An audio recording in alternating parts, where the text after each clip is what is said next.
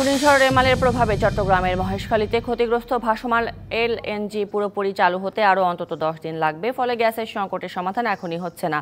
রাজধানীর বিদ্যুৎ ভবনে চুক্তিসই অনুষ্ঠান শেষে একথা বলেন বিদ্যুৎ, জ্বালানি ও খনিজ সম্পদ প্রতিমন্ত্রী।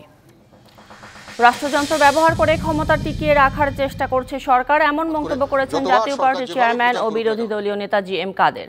বিকেলে রংপুরে সাংবাদিকদের তিনি আরও বলেন, ছাত্র আন্দোলনে দেশের মানুষ যুক্ত হওয়া সরকারের বিরুদ্ধে ক্ষোভের বহিঃপ্রকাশ। দেশব্যাপী ছাত্র হত্যা, মিথ্যা মামলায় গণগ্রেপ্তার, নিপীড়ন ও হয়রানির অভিযোগে প্রতিবাদী সমাবেশ করেছে রাজশাহী বিশ্ববিদ্যালয়ের জাতীয়তাবাদী শিক্ষক ফোরাম। সকালে বিশ্ববিদ্যালয়ের প্যারিস রোডে সমাবেশে সরকারের পদত্যাগের এক দফা দাবি জানানো হয়। কোটা সংস্কার আন্দোলন ঘিরে প্রাণহানির প্রতিবাদে গাইবান্ধায় সাংস্কৃতিক সমাবেশ হয়েছে। দুপুরে সমাবেশে বক্তারা বলেন, ছাত্রদের আন্দোলন কখনোই বৃথা যায়নি। হত্যাকারীদের সুষ্ঠু বিচার ও দৃষ্টান্তমূলক শাস্তির দাবি জানান। শরীয়তপুর পৌরসভার 2024-25 অর্থ বছরের জন্য 80,53,23,590 টাকার বাজেট ঘোষণা করা হয়েছে।